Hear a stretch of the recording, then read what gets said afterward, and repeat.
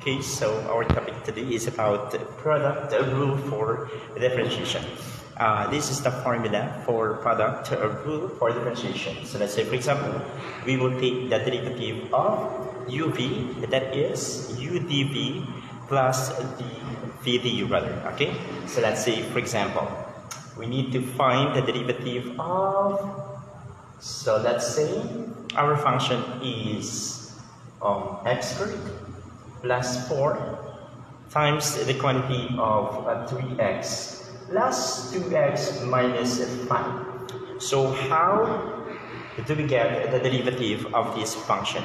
So we will use the derivative for product rule naman. Okay, since the operation here is multiplication and the answer for multiplication is product. So gagamitin natin yung rule for product rule. Okay, so anong gagamitin natin dito?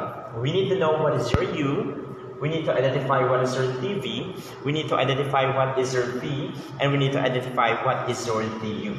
Okay? So here, so let's say that this term or this expression is your u, this expression is your v. Ano na lang yung kunin natin? Ano yung dv, and what is your du? So to get dv, we will use your v. Okay? That means derivative of v is equal to, use power rule, derivative of 3x is 3, derivative of 2x is, so let's say this is squared. So derivative of 3x squared is, drop the power, multiply by 3, that is 6, then subtract that by 1, so that is x.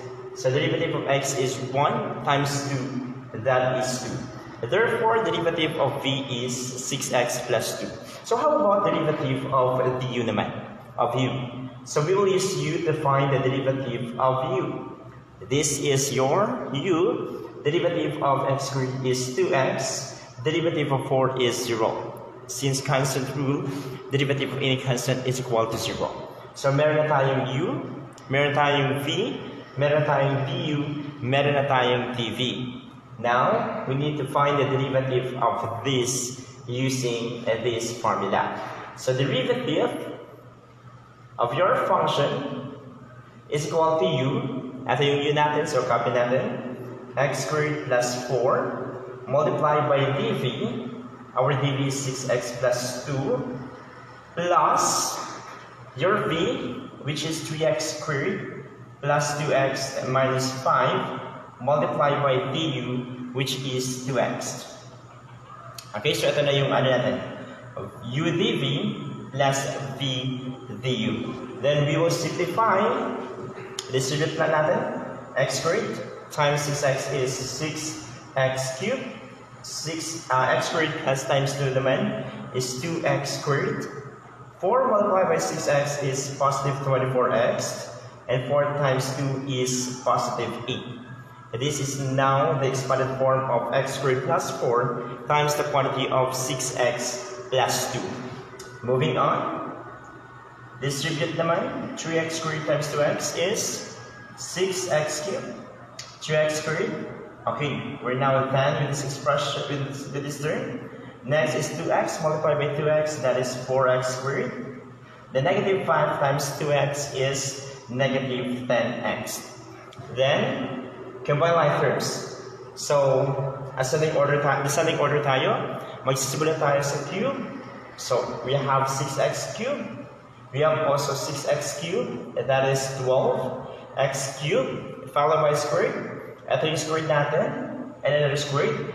2 plus 4 is 6. Then linear term, 24x, and negative 10x, that is positive 14x. Then constant, which is 8. Therefore, the derivative of function is 12x cubed plus 6x squared plus 14x plus 8. So again, para magamit po yung product rule for differentiation, dapat yung operation of your function is multiplication. And then kung multiplication siya, you need to identify what is your u, what is your dv, what is v, and what is your du. Now, given na po yung u at saka v. Okay? Given na po siya sa ating function. You can interchange u and v here. Pwedeng ito yung u, pwedeng ito yung v. para makuha naman yung dv, that is the derivative of v, we will use the v. Kunin yung derivative ni v, kunin din yung derivative ni u, then substitute, then simplify to get this answer. Ganun lang po kadali yung product rule.